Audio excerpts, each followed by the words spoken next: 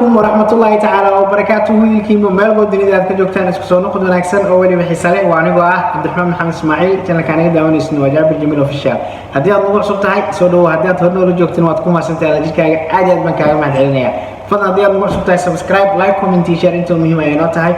واتهاي فضل نحكي عطسنا يا كحسوسينيا. haddii aad nagu cusub tahay subscribe inaad noo saarto muhiim ay noo tahay waayo waxaan saaranahay wadada aan ku tagi lahayn 10k subscribers haddii aad hore noola joogtay oo subscribe kina noo saartay ama hilmaantayna waxaan ku leeyahay subscribe noo saar aad iyo aad baan kaaga mahadcelinayaa waa tahay haddii aad ugu gal muuqaalkeena caawa aan ugu talagalay waxa waaye waa qiso gaaban qisadaas oo runtii waxaan u badan qisadani waxay ku dhacday wiilkaas ayaa ka sheekeynay wuxuu leeyahay waxaan wada soconay gabar oo xiriir aan wada lahayn in muddo ah kadib waxaa dhacday gabadhii in ay barto saaxiibadeed iyada kadibna waxaa dhacday saaxiibadeedii iyada markii aan isbaranay aan runtii dad asxaab ayaan wada ahayn saddexdeenaba waan wada soconay oo waan wada caweyn jirnay meel walba ayaan wada tagi jirnay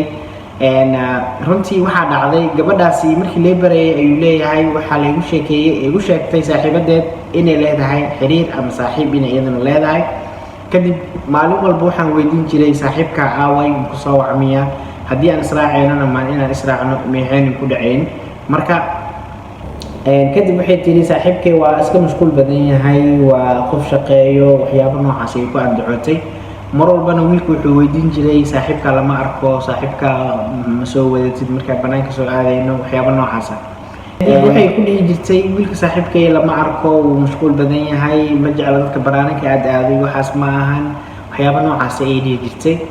kadib waxay bilowday in wiilkani saaxiibadeed ay bartay in ay ku soo siqdo ay maxaa la yiraahdaa kula hadashay hadallo jilicsan hadallo aad iyo aad u jilicsan oo aad u dhow kadibna maxaa la yiraahdaa wiilkii halkaasi shaki ayaa kaga beermay maxay tahay sababta ay hadalladan kugu hadlayso laakiin shakigaasi ma sii balaarneen ayuu leeyahay shaki aad u sii weyn ma ahayn kadib waxaa dhacday in muddo ah markii arrintii ay socotay in maxaa la yiraahdaa gabadhii ay maalin maalmaha ka mid ah si lama filaan ay ugu casuuntay banaanka markii banaanka ay ku casuuntay ayay waxay ku tiri waxaan rabaa inaan kuu sheego arrinkaas oo ah in aan adiga ka helay oo aan adiga ku rabo markaas arrinta iyada wiilka aad ay ula fajacay wuuna la yaabay wuxuu ku yiri sidee aniga iga heli kartaa aniga soo ma ogid inaan ahay saaxiibkeed inaan ahay oo aniga saaxiibada xiriir naga dhaxeeyo soo ma ogid markaas ayay tiri waan ogahay anigoo og ayaan haddana kuu sheegaya xiriirkayga oo aan rabaa aan kuu soo bandhigay oo aan rabaa inaad wax la qabato oo aan nolosha aan wadaagno marka wuxuu yiri sidee ku suurtageli kartaa in adiga oo saaxiibada aad og tahay aan la socdo in adiga haddana xiriir kula sameeyo haddaan ku weydiiyey markaas waxay tiri adigu rag ayaa tahay sidaad u kala dabari lahayd ama aad u kala qarin lahayd adiga ayay ku qusaysaa laakiin muhiimaddu waxay tahay aniga muhiimadda laakiin waxay tahay in aan aniga soo gudbiyay dareenkayga aan adiga ku qabay wiilkii halkii ayuu ku yaabay ayuu ku fajacay kadib waxaa dhacday inuu yidhaahdo arrinta iyada ah way ugu culus tahay aad ayayna igu adag tahay haddii aan anigii adiga ku wada soconayno waddadii hore waan ku wada socon karnaa laakiin waddo kaloo ka duwan ma ku wada socon karno kadib waxaa dhacday wiilkii inuu iskaga dhaqaaqay fadhigii uu kaga tagay meeshii la fadhiyey kadibna arrintii intuu qaaday ayuu wuxuu ula tagay saaxiibadiisii u sheegay wiilkaas wuxuu ku yiri saaxiibada maalin hore way ii wacday markii ii wacdayna arrinkaas iyada ay igu tiri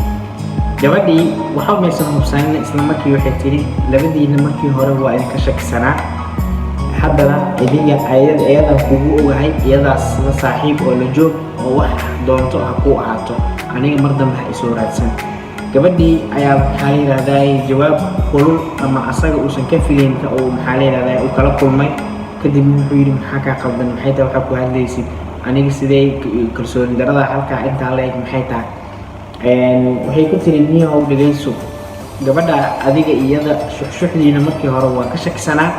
dad waxay ahaydeen maxaa la yiraahdaa isgaadgaadaya marka waxay tiri haddana waxaan ku leeyahay way ku bannaan tahay fasax ayaan u tahay aniga xaggeygana waad ka fasaxan tahay ma fahantay ninkaas gabadhaas waxaa leedahay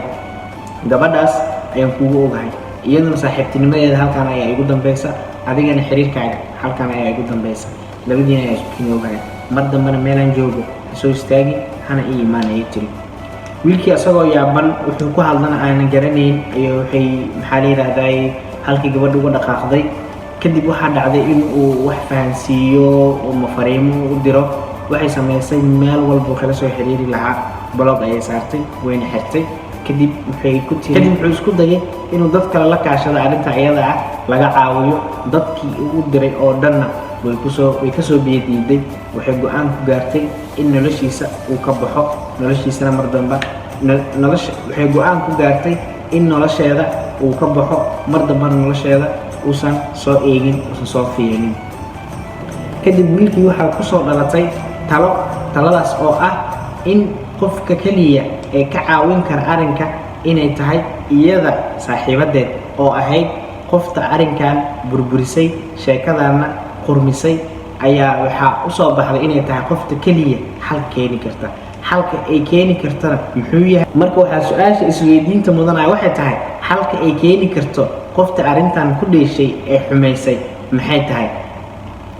qaybta labaad ee aad kaga bogan doontaa insha allahu tacaala qisadani kuma eka qaybtan koowaad keliya su-aashaas jawaabteeda waxaad kaga bogan doontaa qaybta labaad insha allahu tacaala isla socod wanaagsan qaybta labaad iyo welibana markii uu u tagay iyada muxuu ku yidhi maxayse uga jawaabtay maxaase xalka u noqon doonaa tan iyo muuqaalka xigintaan ku kulmi doono waxaa idinkaga tegayaa sidaa iyo nabadiino wasalaamu calaykum waraxmatullaahi tacaala wabarakaatuhu bye bye